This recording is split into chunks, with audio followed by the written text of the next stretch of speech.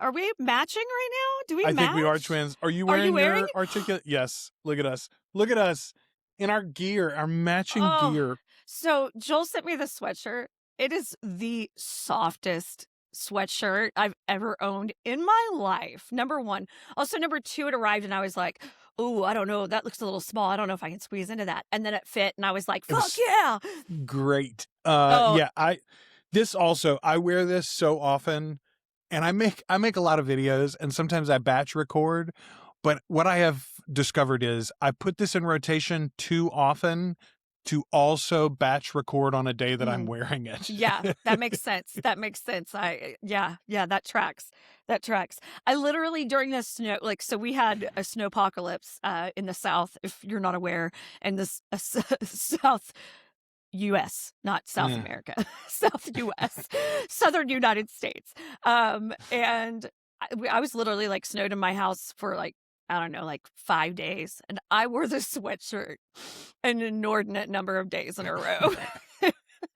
My laundry works. I wash it, y'all. I just don't wear many clothes out of my closet. I've got 5 things in rotation. Well, this got worn out that week. It crawled its own way into the washing machine.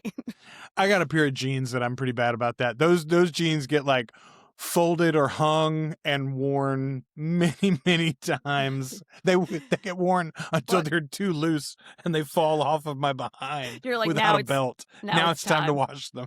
It's time. They have no shape any longer. Ashley, I got put on blast yesterday by my 16-year-old. Oh? Yes, he came, he accosted me suddenly in the kitchen and he said, so Dad, what are your top 3 Muppets? And I said, you're just going to have to wait to the Afterlife segment this week on Articulate Coven. Why is this the hardest question I've ever been asked?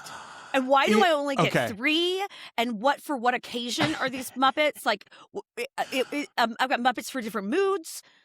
I think the video that I shared, the guy was using the example of he thinks your top 3 Muppets can explain who you as a are. person. Okay. Yes, because he said it's like your sun, moon, and rising, right? Okay, I like that. So think about that in regards to how you're going to line them up. But anyway, he said, very good video. I enjoyed that. I'm glad you shared something about the Muppet Show. But Dad, that was a real underhanded sell for your Patreon. And I was like, no, it wasn't a sell for my Patreon. He goes, yeah, it was, Dad. A lot of responses, lots of good comments. Go check out our Instagram, our TikTok, especially. You can find a lot of good comments with people posting their top 3, which anytime somebody lays out their top 3, I do feel like it triangulates you in a certain kind of way. Mm-hmm. That is going to be our Afterlife segment this week. We are going to talk Castle Rock excited. next week. Yeah, because this Muppet thing happened this week and we forgot it was happening. And it was so fucking good. I'm so happy. It's real good. Muppets and the Olympics in the same week. You guys, it is like the universe is apologizing to me personally. Somebody said I can't remember now the ones that they laid out, but I was thinking the other day, I'm going to get this year, I'm going to get a new season of Interview with the Vampire. Mm-hmm. I'm going to get a new Star Wars movie for the first time in 7 years. And I know some of y'all don't love that one, but who cares? I got a new Muppet Show, which is I just can't believe that it happened. Anyway. I cried all the way through it. There's a lot of bad things going on in the world. There's some good stuff to celebrate though, and we're going to celebrate those things. Booyah. Some of them today. I'm picking up a king cake today. How could it be a bad day with a king cake? It cannot be a bad day today. I got to watch my Sexy Gas Vampires first thing this morning. I'm watching the Olympics. I'm going to have king cake. I do have to clean my house because I'm having a Super Bowl party. But I can do that while I watch the freaking Olympics. Not too shabby for old Ashley. I just straight up forgot that it was the Superb Owl this weekend. I forgot all about it until my wife said, hey, I'm going to watch the game tomorrow. Are you interested in watching it? I'm like, I'll watch the commercials with you. Welcome to the Articulate Coven, the original, unofficial fan podcast and community for Anne Rice's Immortal Universe.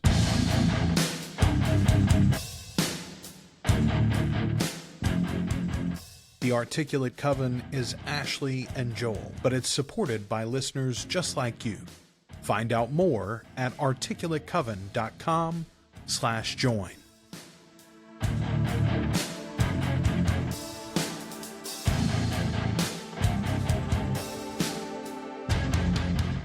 We did watch some gay-ass vampires. We are the Articulate Coven. We are. And we're going to talk about episode 2 of Interview with a Vampire. After the Phantoms of Your Former Self is the name of this one, Ashley. And we've got some feedback to get to. First of all, I want to say from Melissa Bouchard, the new intro! The new intro! Heart. It's great. I love it, Joel. You did good. Thank you. I got the same thing from Nancy. Nancy Ward said she really liked it. Jolie says she agrees, so thank you for that. If you haven't noticed that, go check out, if you listen to the show as a general rule, go check out the video. I kind of dig it. It is. It's fancy. Looks good. Mandy Taylor gave us one of the best compliments I think we may have ever received, Ashley. Oh. How are y'all such pretty criers? I'm an actor. we both got real misty talking about Catherine O'Hara last week. Oh. I got misty watching it back. It came up on my YouTube feed, and so I clicked go, and that's how we start the show, is talking about Catherine O'Hara, and I was all like, I am still sad, actually. I'm so sad. I have watched so much Catherine O'Hara since she passed, which I will say I had a pretty steady intake of Catherine O'Hara on the regular, because I do rewatch Schitt's Creek like it's, a part-time job. But I watched Best in Show. I watched, oh my God, I laughed so hard watching For Waiting for Guffman yesterday. It was just, she's so brilliant. She's just so brilliant. I've been watching clips of her on YouTube for pretty nonstop for the past week and a half. The closest comparison to her, I think, is probably Madeline Kahn. Yeah. As far as her capability on screen and the variety and range that she was capable of. And the audacity, the balls. Yes. The places she was willing to go. Yeah. Without him. I was trying to explain this to my 16-year-old son. Has a beautiful singing voice, and he doesn't perform really anywhere publicly. And I was asking him one day, I was like, why not? And he goes, he didn't say I'm embarrassed, but that's what he was getting at, basically. Right. And I was trying to tell him that that's the real magic of performers generally. Yes, there are, speaking of the Olympics, Mariah Carey came out and sang Volare at the opening ceremony, which, by the way, I did not know I wanted Mariah Carey to sing Volare to me, but I did, actually. I was real not impressed. Oh, no? Okay. No. She's a strange person these days. I was just like, this is the flattest, most robotic performance I've ever seen in my life. They did her such a disfavor by piping us the audio from the stadium, not the microphone direct. Feed me her feed. Hello? Yeah. Well, I don't know. Do you think she's maybe singing? She wasn't singing. I don't think she was singing. Maybe not. I still think she's capable of hitting that range. But my point is, though, she is. There's a few human beings that have some sort of crazy 16-octave range or something, right? Bananas. Or they can contort their face like a Jim Carrey or whatever, right? Yeah. But I think the real magic in most performers is the lack or their ability to overcome embarrassment. The willingness to go anywhere and commit to it and just do the thing. It's the reason why Josh Gad gets paid so much, is because he will do any goddamn thing you tell him to do and buy into it just 1,000,000%, right? Yeah. Anyway, you that's gotta do what the thing Catherine and not be O'Hara afraid of do. looking silly. Yeah, man. I love it. I loves it. Okay. Couple of things about this episode specifically, or excuse me, about episode 1 specifically, I should say. Timea says, I love that you open your rewatch discussion with the episode 1 intro, because I lost my mind about it during my recent rewatch. The shot of Daniel struggling to put together the puzzle, and then immediately shifting focus on the bite scar on his neck. Mm-hmm. The line, will he make his fantasy a reality, on the TV in the commercial, and then Daniel switches to Daniel switches to after his ad. His expression when he turns off the TV. Yes, they set us up. He is in this place of desperation when the show starts. And monotony too. It's like his life doesn't have any sort of meaning right now. Yeah, man, this episode is not the 5-star celebratory sparkling high that the pilot is. However, what it does maintain is I am more and more convinced as we go through this rewatch that this is not a short-term plan. They did not plan for 7 episodes. They did not plan for 15 episodes. Rollin laid plans for seasons and seasons of television. In an hour and a half of TV, he's done so much already. It's like, wow. I was really doing this rewatch of this episode in particular. I caught myself thinking, like, and if Brett had been watching with me, I probably would have said it out loud. Like, I am so grateful they took their time with this particular episode. Like, they did not rush through this episode, and it shows so much about what's building in Louis and how much, I mean, and we talked about this, in our last episode about, the shame that he has and the anger that he has and this like dawning realization that he should have these freedoms, but he doesn't have them and he's not as free as he thought he was. And then also I'm taking advantage of the system myself to, because of how I fit into it. And now I'm complicit in that bullshit, and it just really, this episode builds into that inner conflict that he has so well. It gives us so much of a better understanding of why this version of Louis is more angry, than our book Louis, really. He's got a lot more anger and a lot more, like, his conflict is less maudlin, it's less like, oh, my soul. It's like my soul, but also every fucking thing around me is a mess, Yeah. Yeah. Okay, on the subject of shame. This comes from Austin Spooky. On the subject of shame, I think it's at the root of both Louis and Lestat as characters. Louis is so passive because he has trouble shaking off the shame of original sin. So, of course, he thinks he's the universe's punching bag if he thinks deep down that he is inherently unworthy of love. Boy, you touched on that last week with like all of this religious trauma that so many of us carry around. Lestat, meanwhile, is ashamed because of his family life. So he tries to impress everyone in the hopes that he'll be good enough for mommy and daddy, or for that mommy and daddy shaped holes in his heart. Like, yeah, like and I cannot wait to see that explored on screen. But the relationship with Gabrielle is his one example. The trope is that we marry our mother or father, right? Okay. Yeah. I did not do that. Yeah, like, thank God in many ways. I will be very honest. I did in many ways. Kelly is so much like my mom in so many ways.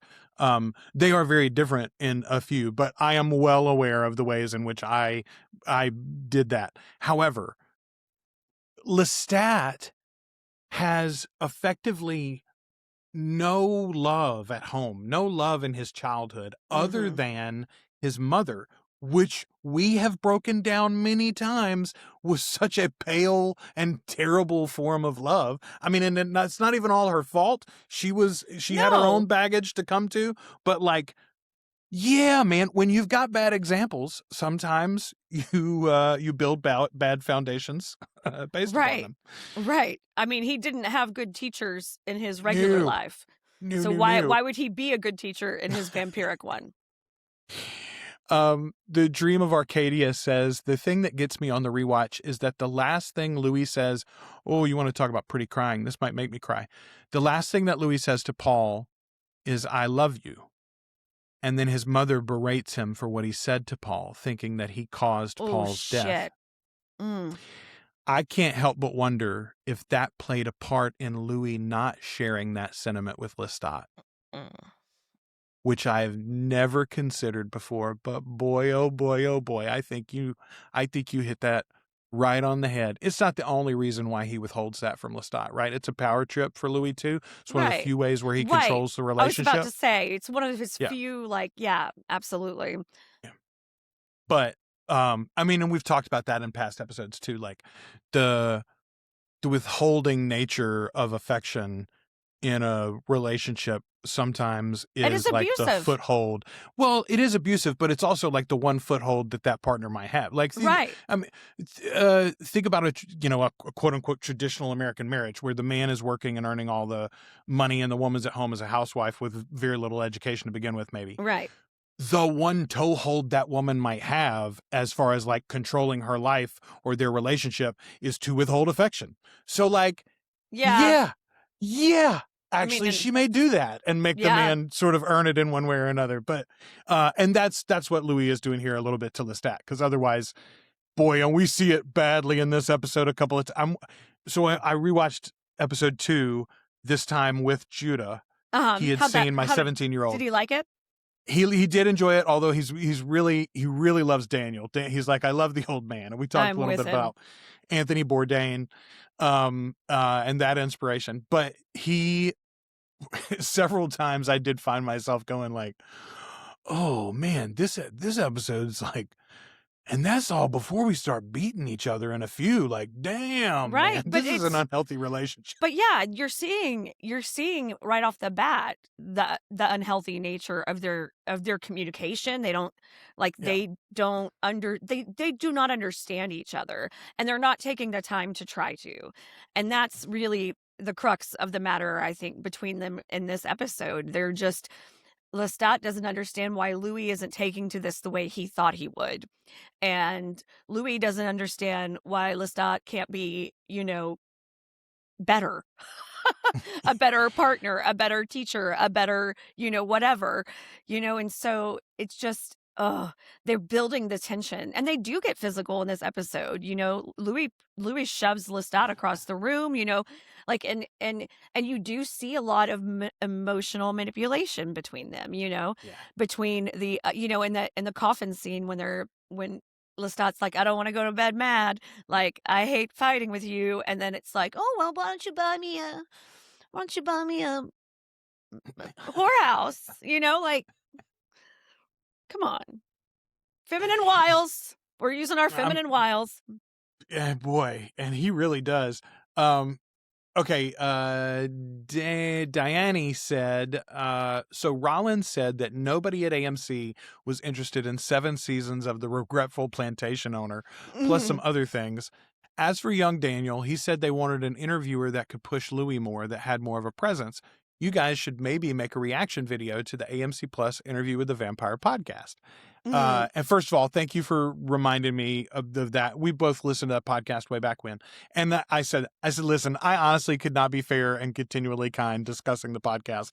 So we have not done that. I said, however, I did listen to the whole first season about Interview and almost all of the second season about Mayfair, but then the show just went away. The other podcast just went away. Diana also points out, though, there's a YouTube channel called Théâtre de Vampire, and they've posted some short clips of Rollin answering some of those questions that's awesome. About the origin and things that have come from the podcast and other places. So you could go check that out online. Also, I posted a TikTok and a Instagram short of us asking that question of like, why is it worth retelling this story?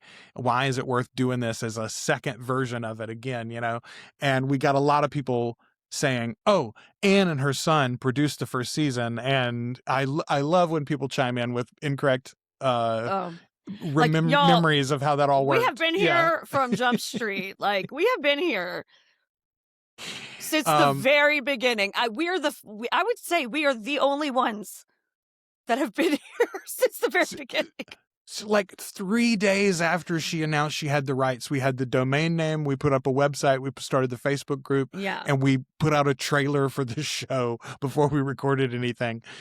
Anyway, though, here's my point.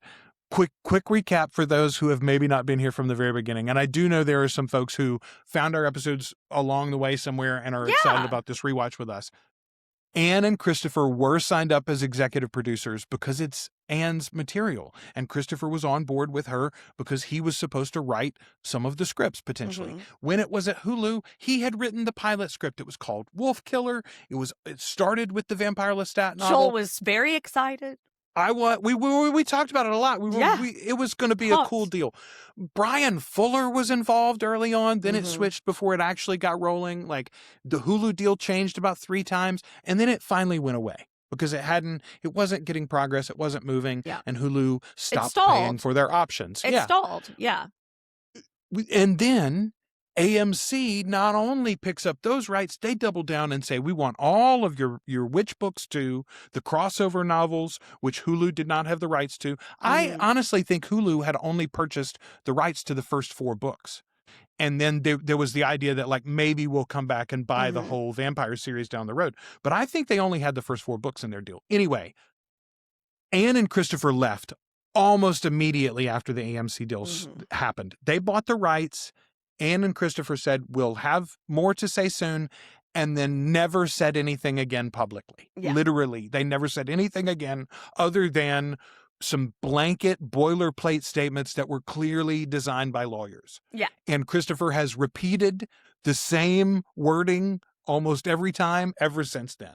His mother died pretty quickly after they left the show, too, so it's like this never happened. Having said that, many of us are of the opinion, and I'll reiterate it here, she would have loved this fucking show. I don't know how Christopher feels about it, and I know the question about the whole universe is a more complex one, right? Yeah. But this show, she would have taken out ads. She would have done a Facebook Live about how luscious Sam is. She'd lose and how her amazing mind over Jacob. Sam. It's not just Sam, though. She would have adored Jacob's performance. Yeah. She would have eaten Assad up with a spoon.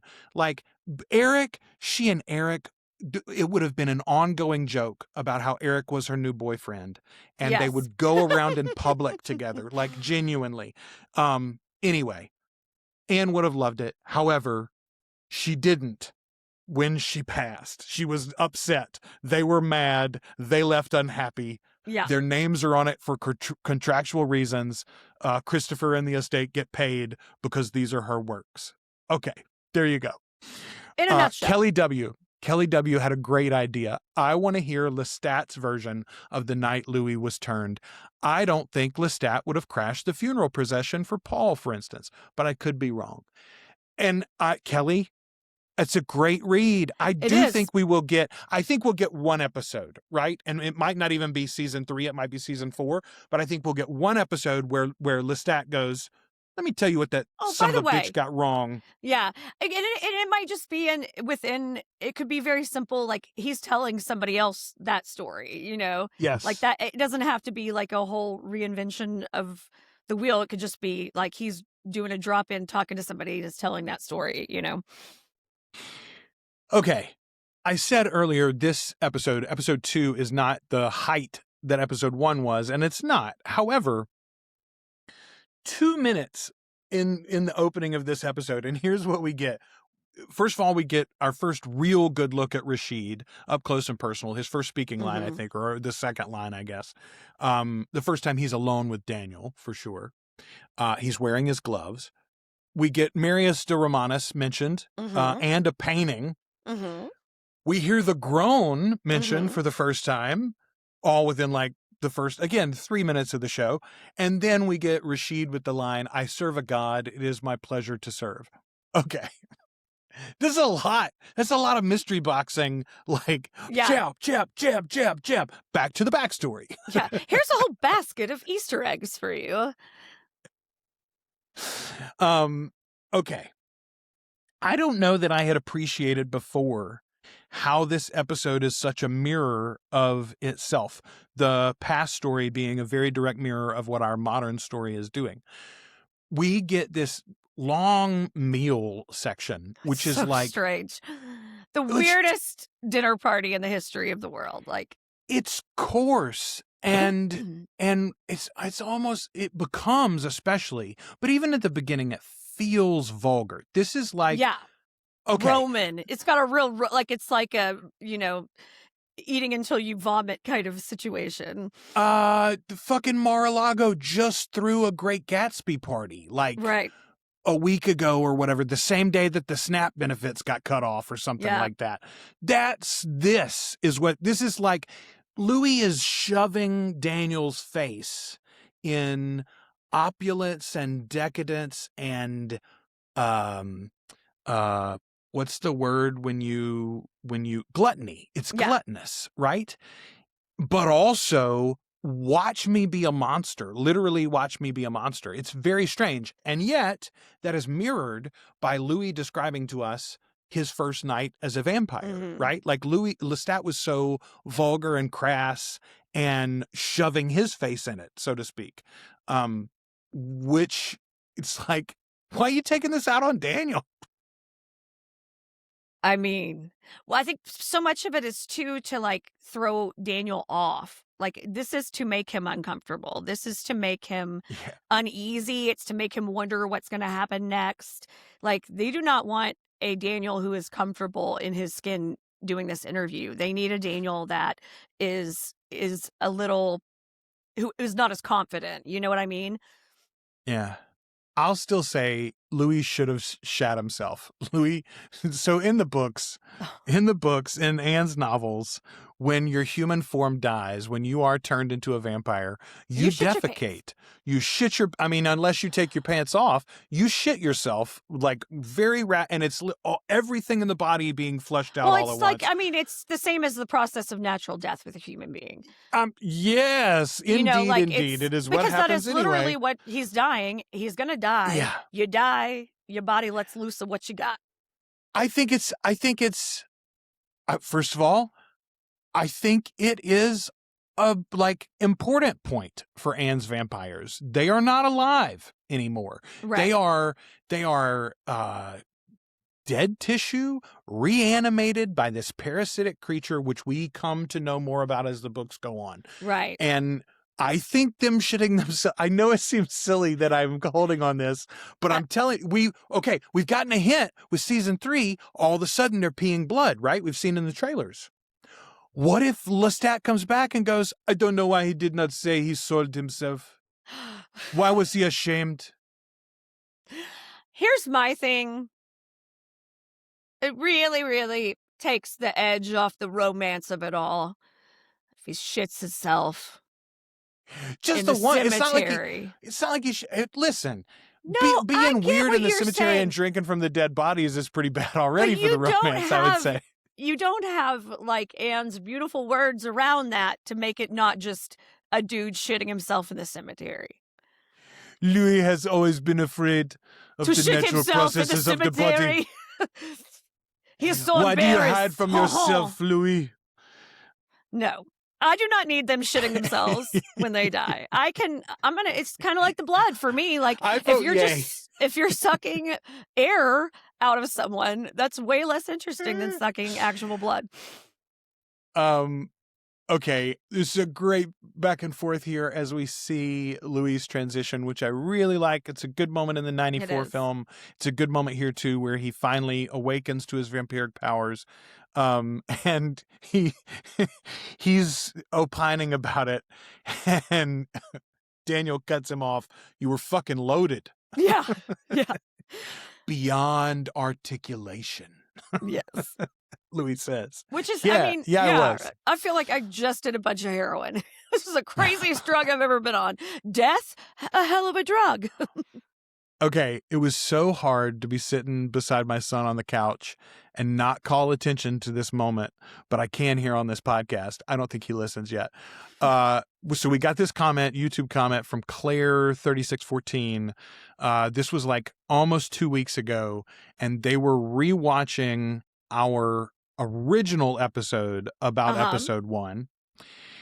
They say, listening in 2026, you guys absolutely called it. My God, it aged like a Ribera del Duero in a wine cellar of dreams.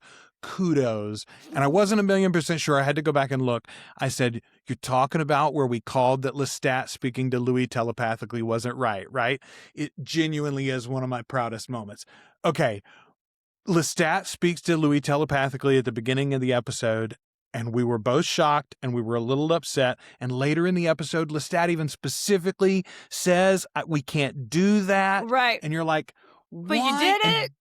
And Daniel doesn't call him out on it. And it seems like this huge glaring mistake in a show that had been just perfect and sumptuous. Right. It wasn't a mistake. They did it purposely, which is why I'm asking the question about him shitting himself in the cemetery. Now I'm questioning it all, is my point. Just in case it comes back Just up. in Joel case. wants it to be known that he called the shitting. I noticed. That's right. I called the shitting. Oh, man. Okay. It was not so pretty in the cemetery when he shit himself. I love so much this traveling salesman. He comes home with these boys, these two gorgeous New Orleanian men. This country bumpkin has come to town. They've drank, they've cavorted. Now they're headed back to their flat. They get inside the door and he goes, "Now we are here to talk about farm equipment. Am I right?" Am I right?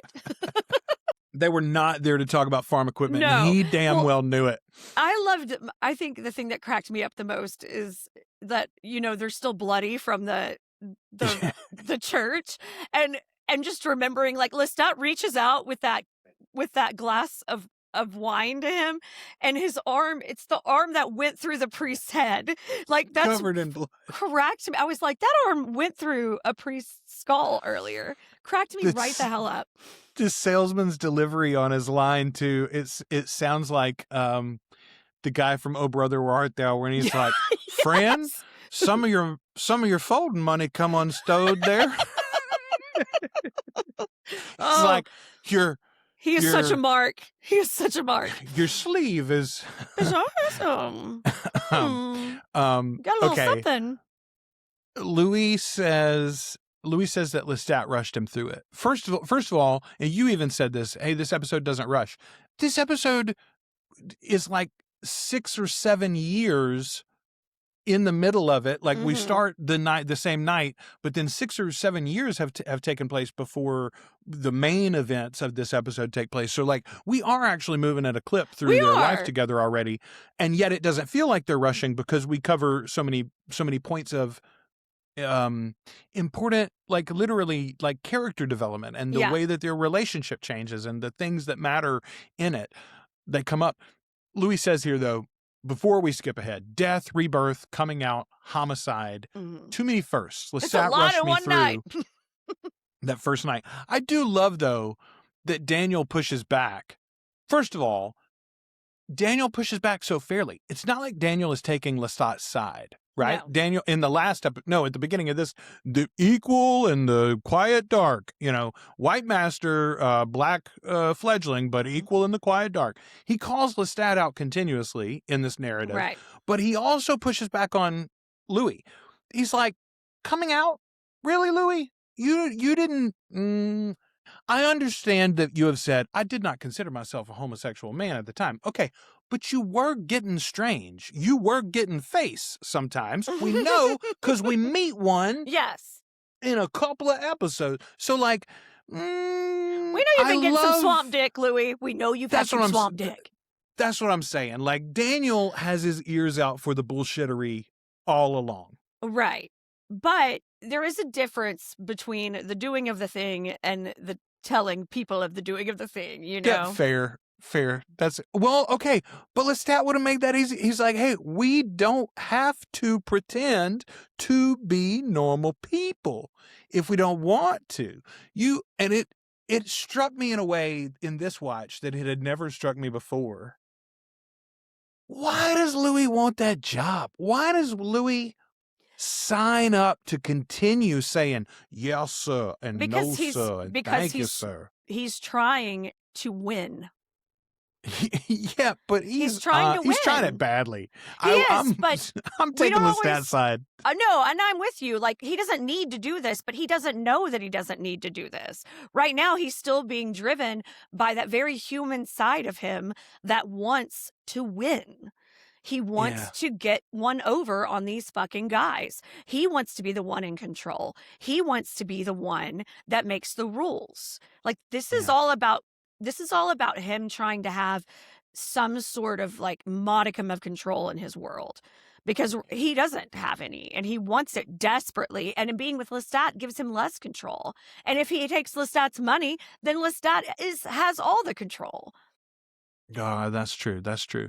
In the novel, Louis puts up the false front of humanity for such a brief period of time because he's doing it on his own plantation, right? Right. And then they run away to New Orleans. Yeah, they burn it down and run to New Orleans. And then they burn it down. And New Orleans at the time is busy enough and like a changing metropolis enough that they just blend in. And yes, there are rumors about those weird guys that live in the French Quarter, but like they're literally just rumors and nobody really pays attention and they come and go at night and it's not a big deal for them in New Orleans. We've mentioned that like Grace plays a little bit of the role that the Lafreniere woman does in the novel as far as like trying to tie Louis to his real life in some way. But the Fair Play, I think, plays even more of that role, honestly, in the end. He gives up his family pretty quickly, actually. Well, I mean, I think it's because Grace has 3 children in this episode. Yeah. And he hasn't been there since she was pregnant with the first 2. With the first 2. Yeah. Yeah. Yeah. I think it's because he realizes, and I mean, especially after this incident with the baby. With the baby. She was sitting on the couch and he goes, "Don't eat that baby." It's the universal. Like it's the universal reaction, Judah. Literally, right before the fangs come out, he goes, "Don't eat that baby." And then the fangs come out, and he goes, "Oh."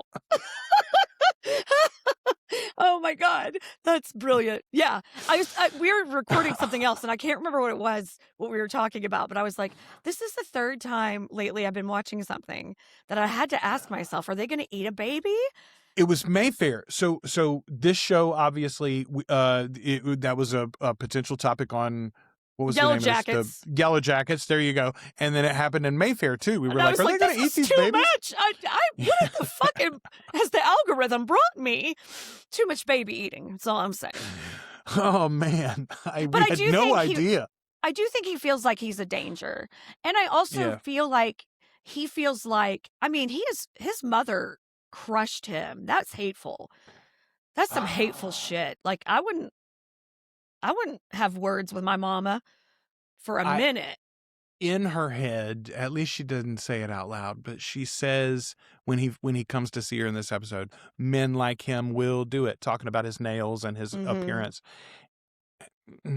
Yeah, we've talked about it before. Like the self-loathing that Louis carries into the beginning of his story, anyway, is very much born from his mother. Like he got it handed to him directly. Yes. Okay, kudos to Jacob, by the way. And I don't know if we've ever mentioned this before. I think Jacob does a fantastic job of being able to deliver lines well with his mouth full of fangs and blood. There's a moment he's eating the wolf, the fox or whatever, and he puts it down and he gives this, his speech is very heightened compared to Daniel's. Yes. Which I love, by the way. He's and we know some of it is a little bit of a put. Some of it is because he's a couple hundred years old, but some of it is it's put on. He's portraying this character today. I am above you and beyond, because it's different when we see him in the 70s too. He's writing a fucking book. He's literally presenting a version of himself that he wants to be seen in a book. But he can deliver that shit. Yeah. First of all, with these prosthetic teeth that we know are difficult to deal with. Spit just pouring out of his mouth. Yeah. I mean, that's the one good thing for Anne's very neat vampires is it would be easier for them to speak to each other afterwards. Yes. Okay, Louis says here, our book must be a warning as much as anything. And this is the first time that we've gotten this idea, I think, really. We get the mention of the Great Conversion and the brood in Madagascar and how the vampires are trying to take advantage of this moment in the pandemic. All of this stuff comes in this second episode. So I talk about it not being the quality of the first one. It's maybe not quite as much poetry. There is some heavy prose, though, in this one. Right. I don't think it's like, it's not like as artistically fulfilling as that first episode is. And the first episode is like dropping you onto Mars. Like you get dropped into this world and it is the first your first look at it. And so it is like being on another planet at first. And now we've eased into it. We don't have to have as much world creation because we've already had a full, 45 minutes of it with the previous episode, and everything's established. So we don't have to be as romantic about it all. Boy, you've given me the greatest segue into a bit of business that I wanted to do at some point in this episode, so I'm going to take it. Excellent. Speaking of not being as romantic about it all, ladies and gentlemen, I'm not sure if it'll start on this episode specifically for you, but we are going to start playing ads on this show. You're going to start having ads, dynamically inserted ads at the top, at the end of the show, and in the middle of the show. We're not going to overload you. No. There'll be a handful of 30-second ads in each one of those spots. You can skip them if you must. Also, I want to remind you, you can go to Patreon, articulatecoven.com/join. $2 or more a month gets you access to everything we do early and ad-free. So look at that. But we've got a cool ad partnership set up for us. There's going to be the potential for some host-read ads in the future, too. So now, for a word from our sponsors, the Articulate Coven is brought to you by our patrons and these sponsors. The Articulate Coven is brought to you by our sponsors, patrons, and listeners and viewers just like you. Go to articulatecoven.com for all the details on how to support the show. And remember, patrons always get everything we do early and ad-free. So weird. It is a little weird, isn't it? But there you go. Thank you. And again, if the ads bother you, you can go to YouTube and get their dynamically inserted ads, or you can go to articulatecoven.com/join. Okay. 2 ways to be both. Oh, no, wait. There's a great line from Lestat here that I want to mention before we move to that. Lestat is talking to Louis about how he's just got to get used to this whole killing people thing. Right. It's like when Lestat learned English. It's just the same thing, Louis. But Lestat says, I have English consonants to thank for this astonishing jawline. I've heard that before, by the way. I think it's the German influence, right? So English is German with Latin rules, basically. And I think it's the Germanic consonants that actually help you with the jawline when you speak English. I think that's what I've learned from my linguistic learning. Yeah. Too bad most of us mumble. Or Southerners, we're like drawling our way through things. Just roll them together all at the same time, That's y'all. why I got a round face instead of a chiseled jaw. The humidity does not allow us to extend our jawlines too low. We cannot enunciate because of the humidity. Okay, 2 ways to react to a family member, a loved one, a friend who has discovered a new part of themselves, and we get them both right back to back. Mama Dulac on the porch says, why ain't you come to see me, et cetera, and Louis tells her it's a half mile both ways, Mama. Right? That phone rings on both ends of the line. My mother and I have talked about this with extended family members and old friends, for her and for me. You put it in your calendar and you make sure you call Aunt so-and-so, and you do that maybe for 2 or 3 6-month periods. And then when you realize, hey, so-and-so ain't never called me. When we talked, hey, so-and-so don't ask how it is over here. Nope. It's not in her calendar. It's not in her calendar. It's a half mile both ways, Mama. But then on the other hand, he goes to see Grace, and Grace comments on his eyes, and he says, it's the same me, same eyes. And she says, different you, better you, I'd say. And what Grace's response, Grace is not happy that she hadn't seen Louis in 6 months or whatever it's been. She's upset by that, honestly. She's upset that there's strife between him and your mama. However, when you're the one that's put in between your family's shit show, like a falling out between 2 family members, it sucks. But Grace sees that Louis is being himself. Grace sees that Louis is beginning to own parts of himself that he had shoved down and hidden, even from her, even from Louis, especially from Mama. And Grace is applauding that. And even if it's parts of him she doesn't understand, and even if it's parts of him she doesn't agree with. You're happier, though. You're happier. I can see good, that. then. Yeah. Yes. That meant a lot to me, honestly. Different you, better you, I'd say. I was just, that rang with me. Grace Yeah. is so good in this show. We Yeah. talked about Radon Chong a lot, but the Dulac family, the whole Dulac family Yeah. is a nice addition. Very, very Paul well meant done. so much in the first episode, but they bring a lot to this series. They really do. Okay. Damn it gets the little drink here to finish our dinner up finally. I love the scene. It's hilarious to me. It's just like a moment of levity. It's so good. He tries to make small talk with Daniel, and then finally Louis stops and he goes, he speaks English. Yeah, he's trying to. Damn it. He's American. Speaking to him in Russian. Oh, okay. So he just goes again with English then? You like Dubai? Yeah, what you been doing here? You should go to the kite beach. It's beautiful. You should go to kite beach. There's kites. Imagine that at the kite beach. Anyway, he stumbles off because he can't walk after the drink. Funny. Pay attention to that, by the way. That he stumbles after the little drink? That might mean something later. Somebody doesn't. Yeah, indeed. Okay. It's such a good interaction with Louis and Lestat. And this is, boy, there are not many ways that mine and Kelly's relationship mirrors Louis and Lestat's, but this is one sometimes. Louis is genuinely a bit adrift here. He is hurting and feeling a certain way and trying to express it to Lestat and trying to get some response. And Lestat is planning an evening of things he likes to do. Yes. And this goes both ways. Sometimes I will be in a spiral of some sort of anxiety or something, and I'm trying to express that to Kelly, and Kelly's like, well, have you thought about being different? Have you thought about not doing that? Yeah. Meanwhile, literally this morning, Kelly was telling me she was very nervous about, she's doing a long-term subbing gig for a woman who's going on maternity leave. Like she's having the baby today sometime. And so she's going to start Monday on this maternity leave. And she's like, hey, I'm going to tell you, I'm going to be really focused on like getting the house ready and getting my schedule all in order. Cause I'll have all the housework to do after I get home every day from work. I immediately go to listing the ways that don't worry about this and don't worry about that and don't worry about that. She goes, I appreciate your help. However, letting the children dangle, which is the wording that I had used,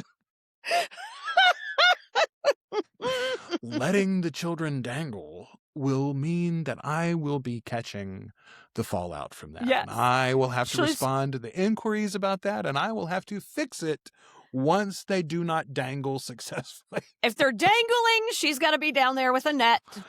It's a good point. Okay, fair enough. I missed you there. So Lestat, Louis is like, I almost ate my nephew, Lestat. Meanwhile, Lestat goes, I have a private box, and I had made you beautiful tuxedos made. The delivery of that line, absolutely, it may be my favorite line delivery. It is my favorite line delivery thus far of this show, this rewatch.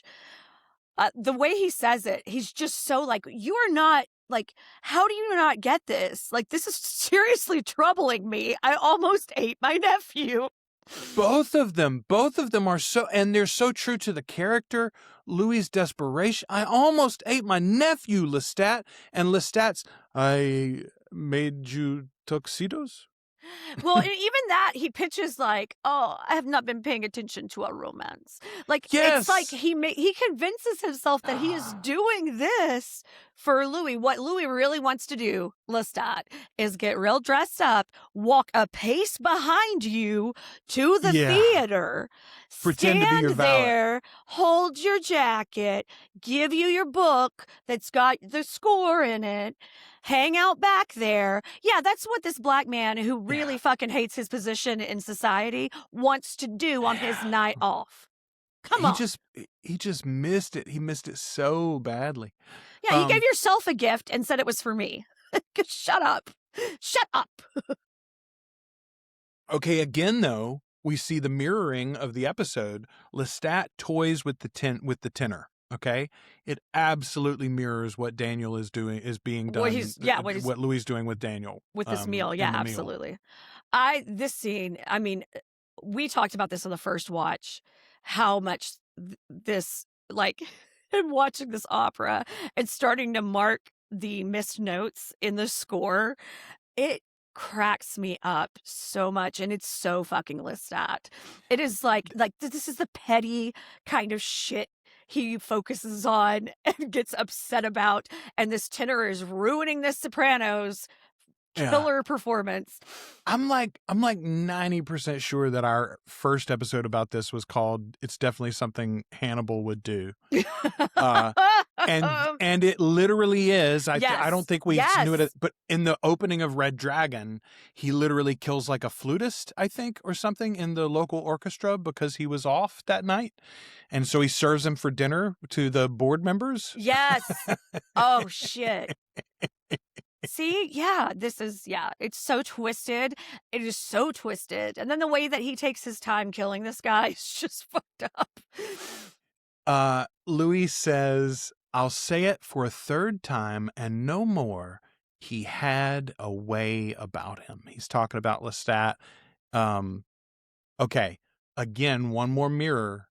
Louis joins Lestat eventually on the couch and drinks from the tenor.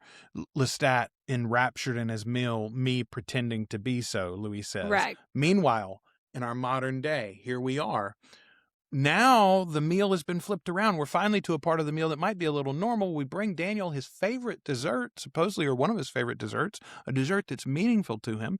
And we are then told that Louis on the other end of the table is pretending to enjoy it because it tastes like paste and chalk in his mouth. Okay. All right. We talked about mystery boxes at the beginning of the episode. We get one more at the end. Alice and the miscolored eyebrow. Okay. But here again, it's like relationships that miss each other. Daniel liked her eyebrow that was miscolored. Alice didn't. Alice dyed it. Like, it's her eyebrow, and Daniel has talked himself into all these years, well, I liked her the way she was, and she wanted to change.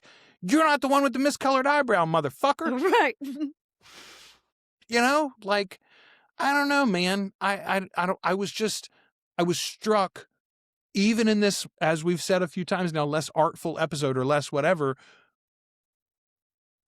This is one that's about architecture, maybe more than art, right? Like the framing of this thing and the way that it is pointing you to certain understandings of the story is very impressive. Yeah, they really, to me, yes, I agree with that 100%. It's architecture because they are setting up so much of the conflict that is, I mean, the constant conflict that's going to be between, Lestat and Louis.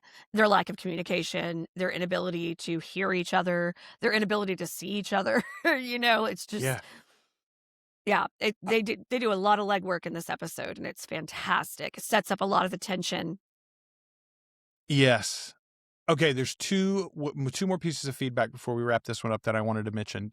Patrick Garone in the Facebook group, said, so I'm going to put this out there.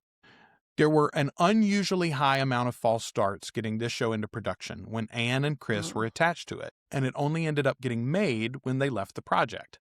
I mean, sometimes having the author in the room can stifle the things that make for a good adaptation, and I think the show we ended up with is a miraculously good adaptation. They took some big swings, and almost all of them make the show better.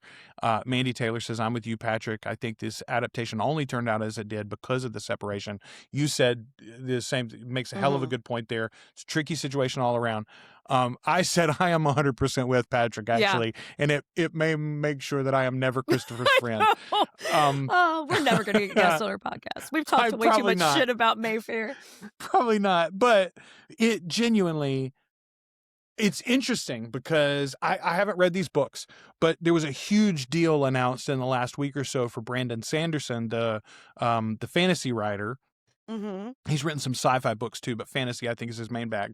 And he made this overarching deal with Apple TV where he is an integral part of the production of that show and series. They're going to make, I think, a movie to start with and then a TV series as well.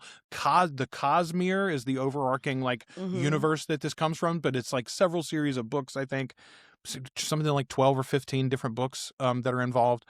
And he's going to be right in the center of it, at least to begin with. I don't know. Maybe that'll work out for them. I did think to myself, yeah, I know it. It wasn't working out for us. I don't know what the problem was. We have speculated in the past. I'm not saying a good show couldn't have happened with Christopher and/or Anne attached to it. We may see that, right? He's adapting. He's got control of a bunch of other works.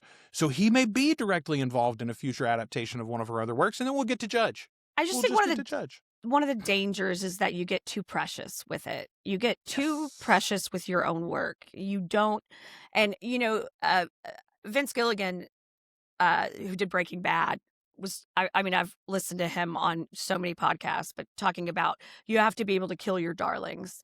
Like you have to be able to make choices to drive the story.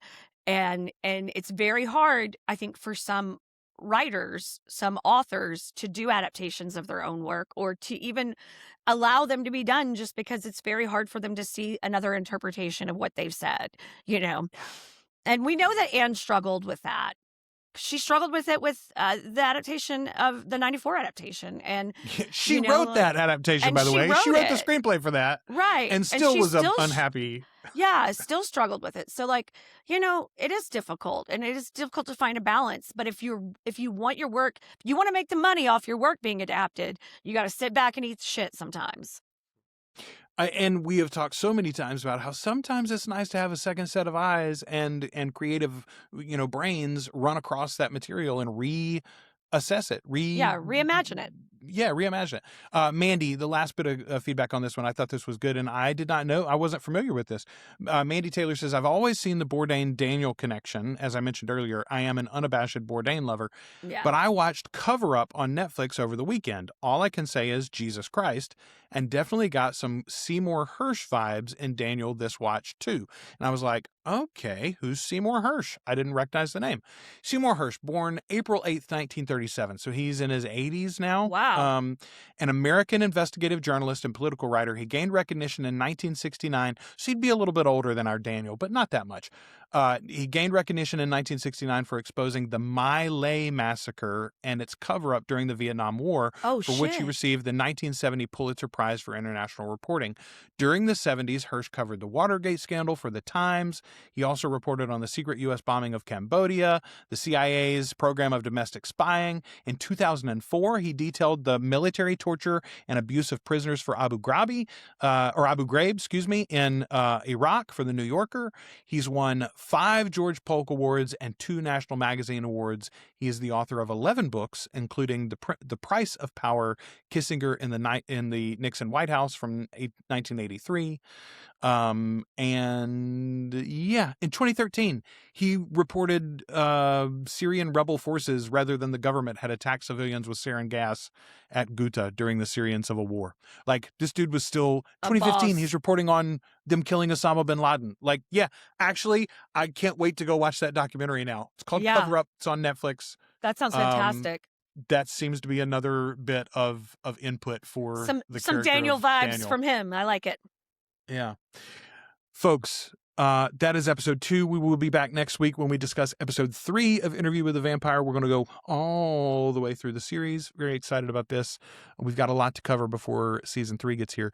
I was reminded, Ashley, 2 years ago yesterday, AMC announced the date for season 2. TV takes too long to make. It does. My God. I blame COVID. It got us in the habit. Yeah, that honestly is not a bad yes. Shame on that. We'll try to do better in the future, right? Won't we, AMC? Yes. Okay. All right. Until the next time we talk to you, we've been your hosts. I'm Joel. I'm Ashley. And we are the Articulate Coven.